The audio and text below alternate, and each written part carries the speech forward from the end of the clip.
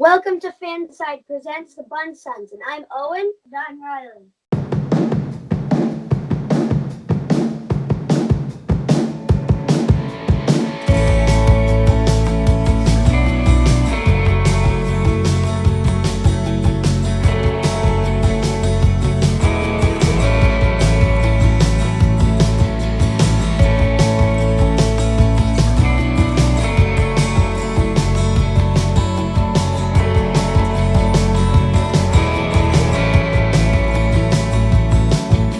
Welcome to Fanside Presents the Bunn Sons. I'm Owen. And I'm Riley. And today we have the driver of the number 18 Rona Viagra St. Hubert Chevy in the NASCAR Pinty Series, Alex Tagliani. Welcome, Alex. Hey, what's up, boys? Nothing much, you? Yeah, well, I cannot say nothing much. There's a lot much that's happening, but yeah, it's lots of exciting stuff going on. So we're going to ask you a few questions. Riley's going to go first, then me. Good. So my first question is, are you healthy, feeling good, and ready to race? Yeah, so far so good. Let's touch some wood. I'm healthy. The whole family's healthy. We have been super careful. Like we're wearing our mask. We're our lifestyle is quite different than it was before. So there's a bottle of Purell in the car. There's a bottle of Purell when we walk in the house. There's a bottle of Purell everywhere we go. So we're working really hard to try to do everything that they're asking us to do to make sure that we're safe and we're keeping everybody safe. I'm definitely ready to go. Looking forward to have all this snow melting. We always have a ton of snow here, and I can't wait for the snow to go away. Yeah, we also have a lot of snow here. Yeah, how much? How high? The snowbank in the street? About 3 feet. 3 feet? Our snowbank is like higher than an SUV. That's a lot of snow. So normally, I don't know, last year, the last 2 years, when we go to Motorsports for the first race in May, basically there's still 3 feet of snow in the backyard melting. Yeah, just the amount of snow takes so much time to melt, like in the backyard. So yeah, there's always a little bit of a snowbank, lingering on the grass. So you guys are on the grass way before us, I can tell you that. So my second question is, it must be great to have some races in your own province, right? Yeah. I used to race in IndyCar before, and what was super cool about it is that we were able to race in Canada. So the amount of races that we had, when I was racing in IndyCar, we were racing up to 20 races a year, and you had like 2 races, in your own country. That was already, super good. But in the NASCAR Pinty series, we're racing Canada only, and on top of that, we're racing in Quebec. So that's really cool that we're able to have so many tracks on the schedule. My third question is, what were the challenges of switching from open wheel to stock car? Well, so when you're driving an open wheel car, the car has a ton of downforce, so it's very light, and when you're driving it at very high speed, the downforce that pushes the car down is over the weight of the car. So let's say an Indy car weighs 1,700 pounds. At 200 miles an hour, the car has almost 7,000 pounds of downforce. So you could actually drive the car upside down in a tunnel, and the car will stay stuck to the ceiling. Wow!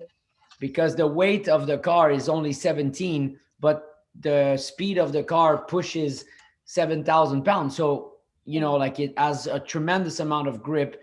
So on the brakes, cornering, as long as the car is driving at a very high speed, it's very grippy. Plus, the differences between the grip of the car at different level of speed is changes, right? So if you go to Mosport with an Indy car, the car, you will be able to go in turn one flat out, turn two flat out, then turn four flat out. But then when you get to turn 5A and B and you decelerate and you're losing a ton of speed, then you're losing a ton of downforce, and then the car becomes light. So the grip level of an Indy car at low speed compared to high speed is huge difference. A NASCAR car, you know, like it slides, and it's more predictable, right? The car weighs 3,000 pounds, and you know, like it has a certain amount of grip at low speed, but the more you're driving it, the grip level doesn't increase because the downforce level is negligible. So that's the biggest, I think, the biggest thing that drivers that come from open wheel to NASCAR have to get used to it. And my final question is, how is your GoKarting Center doing? Is it open yet? When we can travel, we would love to check it out. For sure. I would love to race with you guys. You guys are the perfect kids to come in that center and go crazy. We are we're a couple months from opening. We would love to. I think we're shooting for mid-May. Mid-May would be the opening of the center. There's a ton of things that we're basically trying to finalize. The building is coming along really well. I think the track is fully built, so it's dirty, but you know, because there's a lot of construction going on around. Drywalls is all the drywall is on. You know, they're basically sanding everything. They're painting, and I think tomorrow or Monday, all the woodworking is going to start coming into the building. So countertops, you know, the front desk, the restaurant bar upstairs. So we have a ton of attraction. I don't know if you know about this, but we have like interactive trampoline. We have like an interactive 7D cinema with like 3D goggles. We have VR, like the most advanced VR. We have like, I think 35 arcades, like the most high-tech arcades. We have laser tag arena on 2 levels. We have an interactive wall. We have like a kids go-kart track. So lots going on in there. So that's why I'm saying, if you make the trip and you travel, maybe you could come and watch a race, depending on the situation with the COVID. But if you come down to see one of the races this summer in Quebec, we are, before you arrive at ICAR, maybe 20 minutes or 25 minutes before ICAR, we're on the right hand side. You cannot miss the building. It's so make sure you give yourself the entire day if you're coming down. It sounds like I could live there. Yeah, it's pretty impressive. Honestly, we're very proud to have something really unique in Canada. But when you're walking in there, we've been working on this project for 5 years, and now we're basically, you know, like in the last mile of finishing it.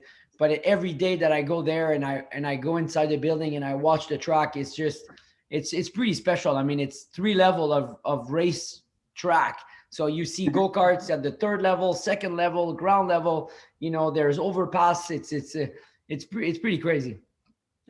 Yeah, when we were in Orlando a couple of years ago in Florida, we went to an Andretti Carting complex, and this is like the closest thing I've ever heard of in Canada like it. Yeah. Definitely. Yeah, so we've been there. We visit, you know, the show for entertainment in the entertainment industry, and we got invited by the people from Andretti. Obviously, the people that built the track are the same people from Europe, but we have the latest technology. We have something pretty unique. We have like an 80-foot wall with like full LEDs, and the track basically it goes over the laser tag arena. So the laser tag is under the track.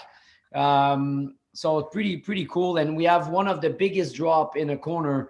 It's I don't know, it's how to explain, but when you come from the third level, you go down to the second level, it's all into one corner. So it's a huge descent, and it's right in front of the corner of the building where you have like the window. So it's really nice. I mean, I really can't wait to have you guys there and show it to you. I mean, you'll be impressed. It's really tall, I'm really pretty tall sure track. we will. Yeah. So, can you tell us a little bit about the carts? I bet they're awesome. Yeah, I mean, so the track was one thing. I mean, it's really long because we build it on 3 different levels. So it has lots of track, racing surface, lots of distance. We have 6 configuration because the kids track could run both directions. The adult track runs both direction, and then when we merge both of the tracks to do the super track, we can run them in both directions. So we have 6 different configuration, and the most interesting thing of the track is like you're saying, the go-karts, because the go-karts that we're gonna receive from Italy, they're CRG brand. I've been associated with CRG for quite some time now, and we have a go-kart team, by the way, that's gonna run this year also with CRG product. Cool. The go-karts have like 2 motors. They have like a differential. They have like a curve system, like in F1 to recuperate the energy. So the way the go-karts are cornering are pretty spectacular because of the diff, right? They have electric pedals to adjust the pedals for the driver. So you press a button on the steering wheel and you can adjust your pedals. So the seat of the driver always is at the same location. The only go-kart in the world that has like front brakes. So instead of like having just rear brakes, it has front brakes plus the electric deceleration. So it's just decelerate really aggressively. So it gives you you're pulling a lot of G's when you're braking. It has push to pass. So when you press the button, it gives you extra horsepower, depending on where you are on the track. And it has like multiple levels of speed, depending on of your caliber. So you have like beginner, intermediate, and pro. So with those go-karts, we can run the center as an amusement center, but if we want to do professional league championship, we can. So I think that's why those karts are pretty cool. That's awesome. So my next question is, are you planning to run any trucks or Pinty's races this year? Yeah, Pinty's full season. It's been announced. What day are we today? Thursday? Like I think yesterday, Wednesday. So yeah, the full season with the 22 racing team. We're looking forward to it because we're last year was kind of like cut short in my personal opinion. So we're really excited to have a 12 race season. We're ready. We're definitely ready to go. So my next question is, what is it like to run with Kyle Busch Motorsports? Yeah, it's very cool. I mean, racing for some of the teams in the States, either Penske in the 22, in Xfinity, or KBM when I drove for them, or Brad Keselowski when I drove their truck. It's they have really good equipment, right? So their stuff is always really high level, and you jump in there with no testing whatsoever, and you could be competitive right away. And that's what I liked. I mean, I finished second multiple times in the truck or in the Xfinity, and lots of pole position. So I mean, it's a question of luck also sometimes in those races, especially with the yellows, and when you run on the road course, there's a lot of banging, and Mhm. and getting hit, but that's part of the game. But the professionalism and also the speed of the vehicle makes you really, kind of excited because you're going to jump in there and you're going to be fast. Mhm. So my final question is, did did last season help you make your oval program stronger?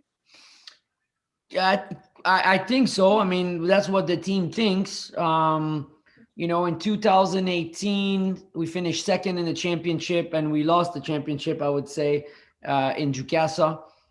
So that was kind of like heartbreaking for everybody. We were quite strong. I think we were a more, I would say, complete team, or not team, but the car was more balanced. Like from race to race. In 2017, we were terrible on the oval. In 2000 and good on the road course. In 2016 was, I mean, we were stellar on the oval. I mean, we dominated. We lapped the entire field at Sunset Speedway. Yeah. We lapped until fourth place in Edmonton, and we won. We were lapping, I think, fourth place in Riverside when we got taken out by a back marker. We won 3 oval races. I think our oval program there was really good, but surprisingly, and that year we could have won the championship like hands down, but our road course program was not good. So I was not able to be as good as I wanted on the road course, like where I excel normally. Um, so I always said that, like somehow I think we just never got like the two together until 2018. And then when we got the General Tire, when the series switched to the General Tire, that was like one of the biggest curveball that I ever seen in racing. I've switched tires in multiple series, and somehow, like, it does something to the car. But our car really struggle on the oval. And when in 2019, when I missed the last 3 races because I got sick, Scott, like one of the fastest oval driver and multiple champion, jump into the car at a track where he won in the past. He was really struggling with the car, and he was not able to do anything with it, and like made a bunch of pit stops, to try to find something. And at that point, I think we all realized that we had an issue. So last year, I think the team tried a lot of different things, and even at some race, I think at Jukasa, by the way, we stopped in the pit in between 2 races. We did a lot of stuff, and something happened with our car. We changed it, and the last race of the season last year, I think we finished fifth, but we had a good battle at the end with the 74 car that is normally very strong on the oval. And I think we felt that we were getting somewhere. And over the winter, I spoke with Scott, and even lately I spoke with Scott, and he told me that we had another step to go, starting in 2020. So I feel good. I think that like the 2 3 tenths that we were missing at some point, I think we can make that up. And if we make that up, I think, and we maintain our road course program, I think we'll be challenging on any type of track, and that's the goal. Yeah. And something that we will never forget, in 2019, when we were at the playground at CTMP, when you and your daughter showed up to play. Yeah, my daughter is she's very demanding, right? She likes the race when the race starts, but when there's no car on the track, or when I'm not on the track, she doesn't really want to go see the other races. So she wants to do other thing. And as soon as she saw the playground at CTMP, it was game over. So we were alternating, myself, my wife, myself, my wife, myself, my wife. So yeah, and I think like the day that we get back there, with fans, and we're allowed to have fans and all that, it's definitely one of the race that she's gonna say, Daddy, can we go there because of the playground? So she'll be back there, I'm sure. And that was so lucky that we got to see you at the playground. Yeah, I'm not there to play. I'm just there to make sure she doesn't hurt herself because she's a monkey. She just try to climb everywhere, but she doesn't have the strength. She's little. She thinks she can climb at the highest point. So yeah, she needs an adult because she's definitely a little liability. Like walking liability. Yeah. Thank you so much for joining us on Fanside, and we hope to see you soon and maybe at the go-kart track. Definitely. We're gonna have to update you with the proper hat, boys. Yeah. When you come to the center, like we'll make sure you get the gear. Okay. Thank you. And at least the shirts that you guys are wearing are gonna be good for the next couple of years because you're gonna grow into it, right? Yeah. That's good that you picked them a little bit bigger, so they're still good when you get bigger. Yeah. Well, thank you, and we hope to see you soon. Yeah, me too. Take care, boys.